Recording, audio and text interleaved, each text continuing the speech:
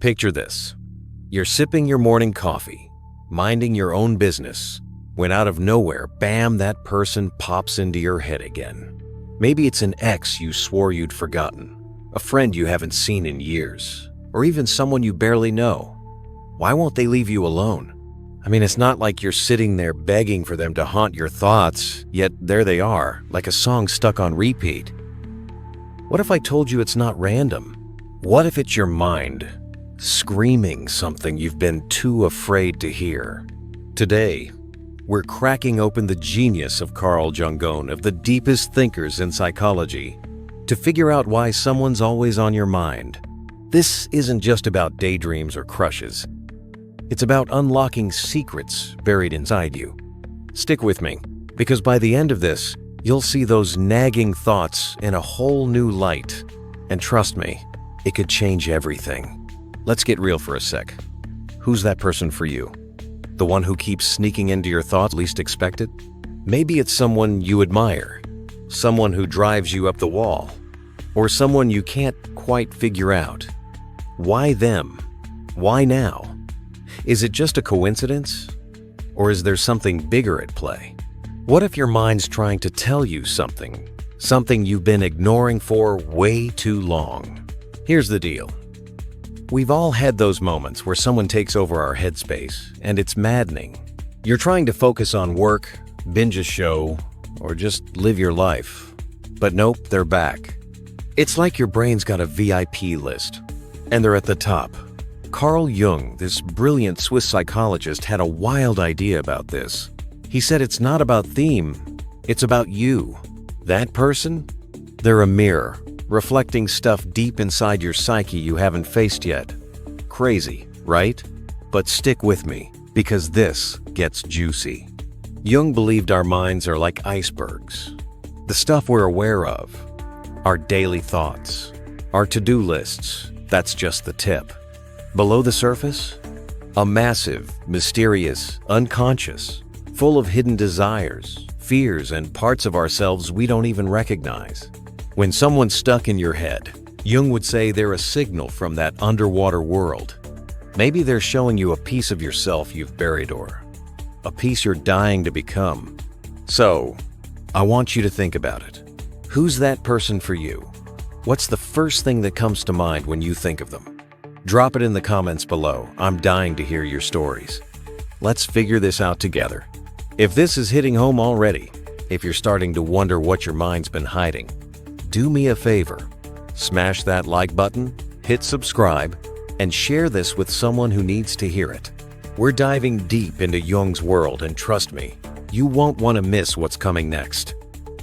Let's keep this journey going together. All right, let's break this down. Jung didn't think these mental intruders were random. He had these mind-blowing theories like the shadow, the anima and animus, projection, and even synchronicity that explain why someone's always on your mind.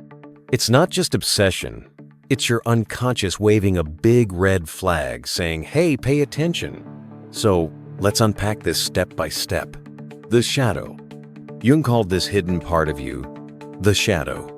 It's all the stuff you don't want to admit about yourself. The insecurities, the flaws, the dreams you've shoved aside.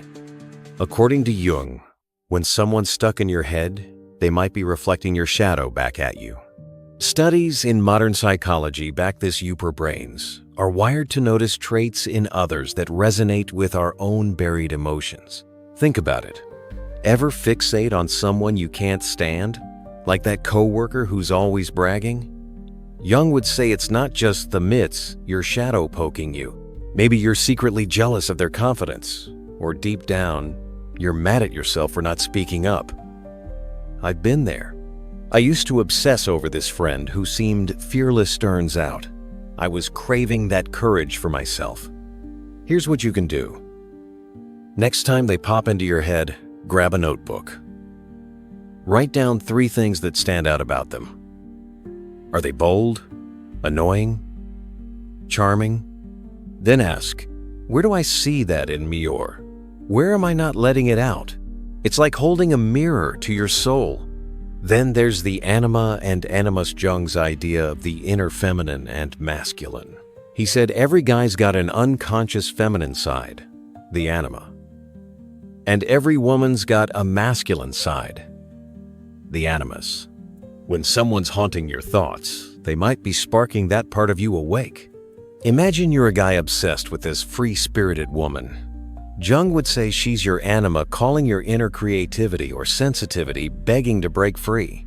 Or, if you're a woman fixated on a strong, stoic type, that's your Animus nudging you to tap into your own power. I once couldn't stop thinking about this quiet, artistic guy, turns out. I was ignoring my own need to create. Try this. Picture that person. What vibe do they give off? Softness? Strength? Now, ask yourself, how can I bring more of that into my life? Maybe it's painting, leading, or just letting yourself feel. It's wild how this shifts things. Jung also talked about projection when you slap your inner feelings onto someone else. That crush you can't shake?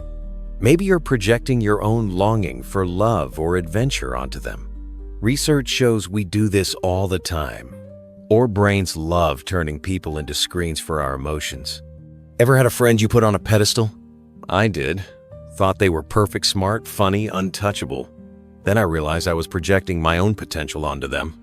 They weren't perfect. I just wanted to see those qualities in myself. Here's a trick. When they pop up, ask, what am I giving them credit for that's really mine? Take it back. Own it. It's like reclaiming a piece of your power. And then there's synchronicity, Jung's idea of meaningful coincidences. Ever think of someone and then they call? That's not luck. It's your inner world syncing with the outer. Jung saw this as the universe talking back. I'll never forget this. I was thinking about an old friend I hadn't seen in years, and that same day, they emailed me. No warning, no reason, just boom. Jung would say it's a sign my unconscious was ready to deal with something tied to them. Keep an eye out. When they pop into your head and weird timing happens, like seeing their name everywhere, write it down. What were you feeling right before? It's a clue. So, what's your take? Ever tried digging into why someone's stuck in your head? Drop a comment, tell me about that person, or try one of these exercises and let me know how it goes. Let's crack this open together.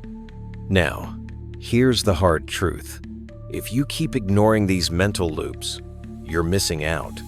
Jung said, until you make the unconscious conscious, it will direct your life, and you'll call it fate.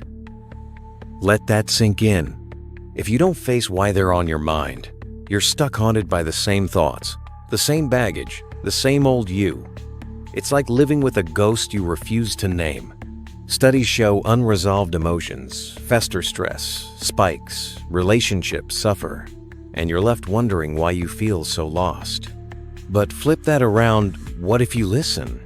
What if you dive into Jung's ideas and figure this out? Suddenly, those obsessive thoughts aren't chains, they're keys. You start seeing yourself clearer. You grow. You heal. Imagine the freedom of knowing why they're there, turning that mental noise into a roadmap to a better you. Research backs this self-awareness, cuts anxiety, boosts confidence, and even makes you a magnet for healthier connections. Get this. A study from the University of Zurich found that people who reflect on their unconscious patterns, like what Jung's talking about, report higher life satisfaction. Another from Stanford showed that recognizing projections can shift how you see others, making conflicts easier to handle. This isn't just theory. It's your ticket to a deeper, richer life. Let me tell you about Sarah. She couldn't stop thinking about her ex years after they split. She'd see his face in her mind, hear his laugh, and it drove her nuts. Then she stumbled on Jung. She realized she wasn't missing him. She was missing the spontaneity he brought out in her, the part she'd buried under a boring job and safe routines. She started small, took a weekend trip, picked up a hobby, and those thoughts faded. She didn't need him anymore. She'd found herself. That could be you. If this is lighting a fire in you, If you're ready to stop wondering and start understanding, hit that like button, subscribe, and share this with someone who's been on your mind. Let's spread this wisdom together. You're not alone on this ride. So, here's what we've uncovered today. Carl Jung's got your back. That person who's always on your mind, they're not just a distraction, they're a message. Through the shadow, Anima and Animus, projection and synchronicity, Jung showed us that our thoughts are a gateway to the unconscious.